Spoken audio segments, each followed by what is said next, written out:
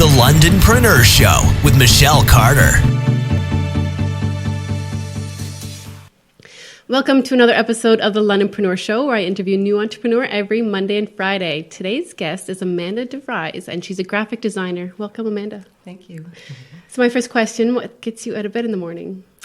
Well, actually, honestly, it's a rooster. A rooster? Yes, I live, my husband's an organic vegetable farmer just outside of St. Thomas, so we do have chickens as well as vegetables, and the rooster, especially this time of year, is quite active quite early. So that's what time is early? Honestly, about 5:30 or so. Oh, wow. So, yeah, it's time to get up and do those chores. Pretty early, exactly. That's right. He uses it as his alarm for sure. So when did you decide to get into graphic design?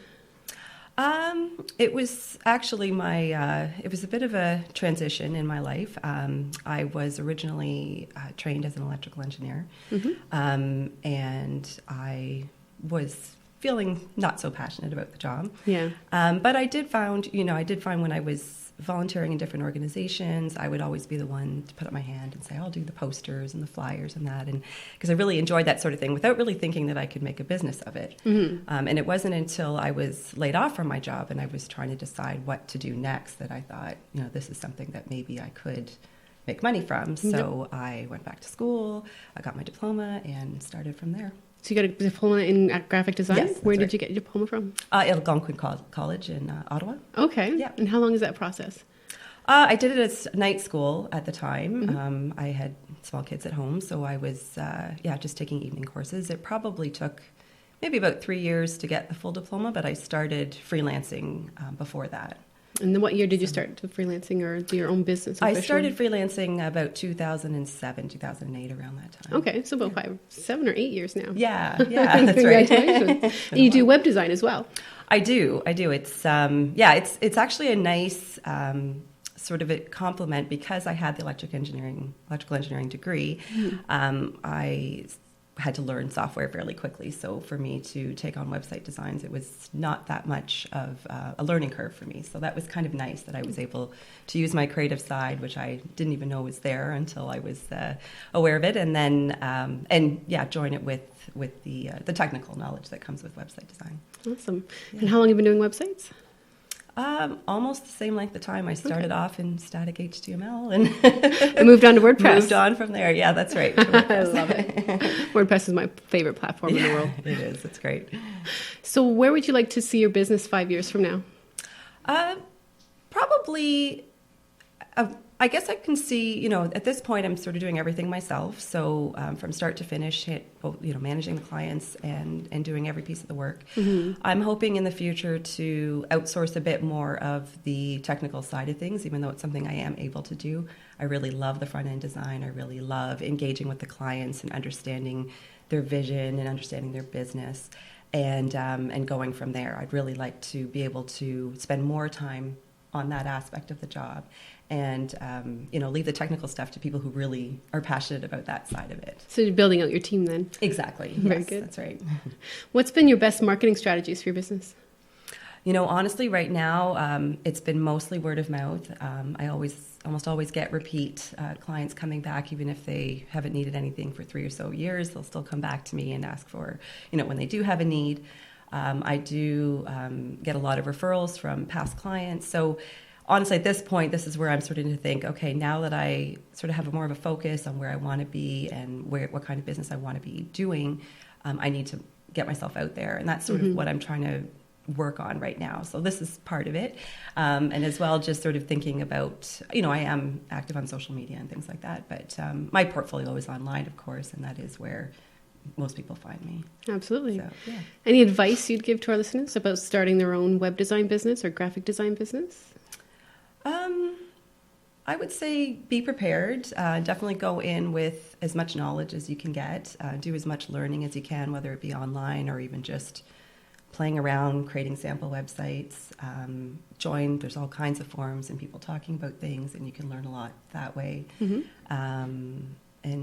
I think that would be probably the best way to go about it. I mean, of course, you can get some basic courses in college and that to get yourself started if you're starting from absolute zero. But yeah, there's so much out there on the internet that you don't have to spend a lot of time. Do you have a favorite forum or website that you follow regularly?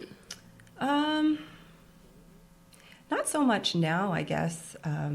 Most of the blogs and that I follow are more into design trends just in general, whether it be website, but also fashion and home and things like that, because they're things that I'm interested in, and I like taking cues from those industries and applying them to my work. Oh, okay. So taking the design from a different industry and applying it to... Exactly. Colors, textures, styles, things like that, because I find it helps with the work that I'm doing for particular clients. Another thing that I'm trying to do right now is focus on a niche market that I think, that I really want to get into. And so I've been giving that a lot of thought of what that would mean. And that definitely comes from the things I'm interested in, on a personal level, which is things like home design and renovations and home building, and as well as artisans and people that work with their hands and things like that. So I'm kind of interested in that whole community of people who've gone back to their roots and learning how to build things on their own. So I really want to be able to find those people and help them build their visual identities and their websites and things. So I'm taking cues from those industries and incorporating them into my designs. Oh, amazing. So, yeah. Is there anything you're struggling with in your business right now? Right now it is just this changing of focus. Instead of just being the designer who's waiting for people to, knock on my door or ring my phone, I want to sort of actively seek out people in these particular industries. People you want to work with. Exactly, Yeah. exactly. Whether it be, and it comes from, looking back on the projects that I've done in all this time and just seeing which ones I was most excited to do, which ones I was most passionate about and felt I had a lot to offer. And that would be, anywhere from creative professionals like photographers or interior designers to people who work with food, whether it be chefs or bakers and producers, and then all the way to woodworkers and people that, again, build with their hands. Anything that you create with your hands. I just think it's such a great movement that I think that we're really seeing now, and I want to be a part of that. Absolutely. Yeah. Thank you so much for coming on the show today. Thank you very much. Where can we find more information about you? Well, I do have my portfolio on my website. It's www.amandadevries.com. You can also find me on Twitter. My handle is @DeVries_GD for graphic design, and it's the same for Instagram. Thank you so much. Thanks for having me.